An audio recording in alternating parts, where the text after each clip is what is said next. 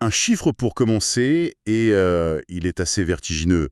59% des personnes qui sortent de prison sont recondamnées dans les 5 ans. Ah oui, c'est énorme. C'est plus d'une personne sur deux. Et ce chiffre, il pose une question terrible. La prison, est-ce que ce n'est qu'une porte tournante? Juste un temps mort avant la prochaine peine. Hmm. Alors, comment on fait pour transformer ce temps, qui est souvent vu comme une impasse totale, en un vrai tremplin? C'est le défi immense que tente de relever une agence française, assez méconnue mais franchement fascinante. Oui, tout à fait. Et c'est sur cette agence qu'on va se pencher aujourd'hui, l'Agence du travail d'intérêt général et de l'insertion professionnelle, ou ATIGIP pour faire plus court. ATJ. Voilà. Notre mission, si on peut dire, c'est de comprendre comment cette structure, qui est un peu le bras armé du ministère de la Justice sur ces questions, essaye de changer les choses en profondeur. L'idée, c'est de faire de la peine non plus seulement une punition, mais un vrai levier de réinsertion. D'accord. Et pour explorer ça, on s'est appuyé sur des documents internes de formation qui détaillent toute leur stratégie, de la création de l'agence jusqu'à ses projets les plus futuristes. D'accord. Alors, plongeons dedans. Les sources expliquent que tout part d'un triple constat. Le premier, c'est une évidence, hein, il faut lutter contre cette fameuse récidive. Et là, le document est formel. Le meilleur rempart, le facteur numéro un qui empêche de replonger, c'est d'avoir un travail. C'est vraiment le socle de tout.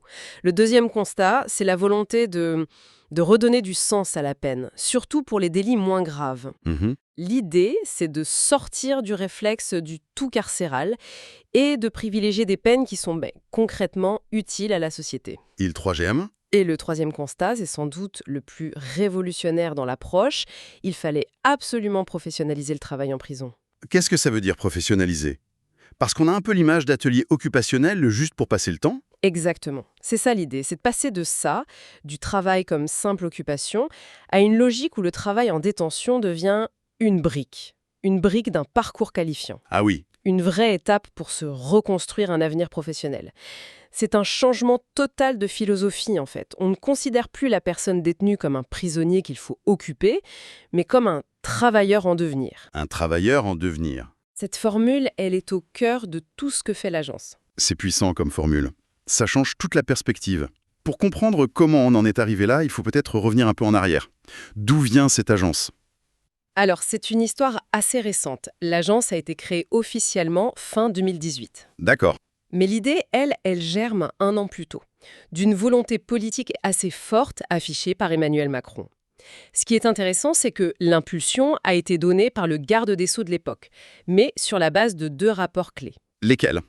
L'un venait d'un député, Didier Paris, donc une approche, on va dire, très institutionnelle, et l'autre d'un entrepreneur, David Layani. Un entrepreneur pour penser la prison? C'est un mélange intéressant. C'est ça qui est révélateur. On a tout de suite voulu une double approche, la vision de l'État et puis la logique du monde de l'entreprise, l'efficacité, l'innovation. D'accord. Et un des tout premiers chantiers, ça a été de s'attaquer à un outil qui existait depuis longtemps, mais qui était, disons, sous-utilisé. Le fameux TIG, le travail d'intérêt général. Le TIG, oui, on en entend souvent parler. Pour rappel, c'est une peine qui consiste à faire des heures de travail non payées pour une association ou une collectivité. C'est ça. Mais on a l'impression que c'est une mesure qui existe depuis toujours. Qu'est-ce que la TIGIP a bien pu inventer pour moderniser ça? Eh bien, ils ont fait ce qu'on pourrait appeler une révolution numérique.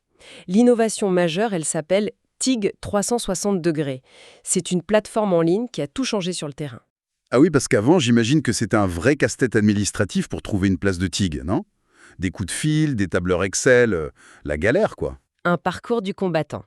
Pour le juge qui prononçait la peine et pour le conseiller d'insertion qui devait la mettre en œuvre. Aujourd'hui, avec TIC 360 degrés, ce conseiller il peut ouvrir une carte, un peu comme sur Google Maps, Mhm. et voir en temps réel toutes les places de TIC disponibles autour de lui, avec les compétences requises, les horaires. Il peut postuler pour la personne en un clic. Ah, ça change tout. Ça rend la peine immédiate, concrète et beaucoup plus pertinente. Ça change tout en termes de réactivité, c'est sûr. Mais une plateforme, aussi bonne soit-elle, ne sert à rien s'il n'y a personne en face pour proposer des missions. Absolument. Et c'est l'autre grande force de la TIGIP, avoir su tisser un réseau de partenariats très très dense. Les sources citent des grands noms comme la SNCF ou Keolis, des associations comme les Restos du Cœur. D'accord. Mais il y a un partenaire dans la liste qui m'a vraiment surprise. Lequel? La Direction générale des finances publiques, les impôts. Attendez. La DGFiP, les impôts, c'est le dernier endroit où j'aurais imaginé qu'on puisse faire un TIG. Ça casse complètement le cliché du TIG où on ramasse des feuilles dans un parc. Exactement. On peut imaginer des missions d'archivage, de saisie de données. Ça permet d'acquérir des compétences de bureau, une première expérience dans l'administration. C'est une bonne idée. Ça montre d'eux la volonté de diversifier les missions pour qu'elles correspondent à tous les profils. Et pour gérer tout ça, l'agence s'appuie sur un maillage du territoire avec des référents sur le terrain qui sont le lien direct entre les tribunaux, les assos et la plateforme. D'accord. Donc l'agence a modernisé le travail en dehors des murs. Mais elle s'occupe aussi de ce qui se passe à l'intérieur, en gérant directement des ateliers de production dans les prisons. C'est son deuxième grand pilier, le service de l'emploi pénitentiaire. Ce service existait avant, mais la TIGIP lui a donné une nouvelle ampleur, une nouvelle ambition. Elle gère ses ateliers comme une véritable entreprise, avec sa propre marque. D'accord. On y fabrique des choses très concrètes, du mobilier de bureau, des uniformes, mais aussi des prestations de services plus modernes, comme la numérisation de documents pour des clients publics ou privés. C'est là qu'on retrouve cette idée du travailleur en devenir. On n'est plus dans l'occupationnel, on est dans de la vraie production. Et pour valoriser cette production, ils ont créé un outil franchement génial, un label qui s'appelle PEPS. PEPS. Oui, pour Produits en prison. Il a été lancé en 2020 et le document précise bien qu'il s'agit d'une première mondiale. Une première mondiale. Vraiment. Ouais. Mais c'est énorme comme information. On imagine souvent la France un peu frileuse sur ces sujets, et là, on serait à la pointe. Qu'est-ce que ça change concrètement, ce label, au-delà du logo sur un produit? Ça change 3 choses. Pour la personne détenue d'abord, c'est une immense source de fierté. Son travail est reconnu, labellisé, vendu. C'est une façon de regagner de l'estime de soi. C'est clair. Ensuite, c'est une garantie. Ce label assure que le produit a été fabriqué dans des conditions dignes, avec une rémunération, dans une démarche d'insertion. D'accord. Et enfin, pour la société, ça change le regard sur la prison. On n'achète plus un produit de prisonnier, on achète un produit PEPS qui porte un projet de réinsertion. C'est un basculement complet de l'image. Est-ce qu'on a des exemples de produits labellisés PEPS, pour que ce soit plus concret? Oui, et ils sont très parlants. Il y a par exemple des sacs en coton bieux qui sont cousus au centre pénitentiaire pour femmes de Rennes. Mais l'exemple le plus bluffant, je trouve, c'est celui de l'association Côte Phénix à la prison de Melon. Là-bas, des détenus sont formés pour devenir développeurs web et ils créent de vrais sites internet pour de vrais clients avec le label PEPS. Développer des sites web en prison. Mais comment c'est possible techniquement? Ils ont accès à Internet? Ça soulève plein de questions de sécurité, non? Bien sûr, et c'est un défi immense. L'accès ultra sécurisé, sur des réseaux fermés, sans accès libre au web. Tout est très, très encadré. J'imagine. Mais ça montre qu'on ne se contente pas de former à des métiers d'hier. On parie sur des compétences de pointe, très recherchées sur le marché du travail, pour que la personne ait un vrai avantage à sa sortie. C'est impressionnant. Mais proposer du travail, c'est une chose. Comment s'assurer que ça s'inscrit dans un vrai parcours, que ce n'est pas juste une parenthèse? C'est là qu'intervient l'accompagnement. En partenariat avec l'AFPA, l'Agence pour la formation des adultes, la TGIP a généralisé des entretiens socio-professionnels dès l'arrivée en détention. Dès le début. Oui, l'objectif, c'est de faire un diagnostic immédiat des compétences de la personne. Même les compétences informelles. Quelqu'un qui a fait de la mécanique au black toute sa vie, ça reste une compétence qu'on peut valoriser et transformer en diplôme. Et pour que tout ce parcours, toutes ces compétences acquises, ne s'évaporent pas à la sortie, j'ai vu qu'ils avaient aussi développé un outil numérique. Oui, la plateforme iPro 360 degrés. C'est le pendant de TIG 360 degrés, mais centré sur l'individu. La source le décrit comme un coffre-fort de compétences numériques. Un coffre-fort de compétences. J'aime bien l'image. C'est ça. La personne peut y stocker ses diplômes, les certificats de formation obtenus en prison, ses expériences. Pour qu'à sa sortie, elle ne reparte pas de zéro.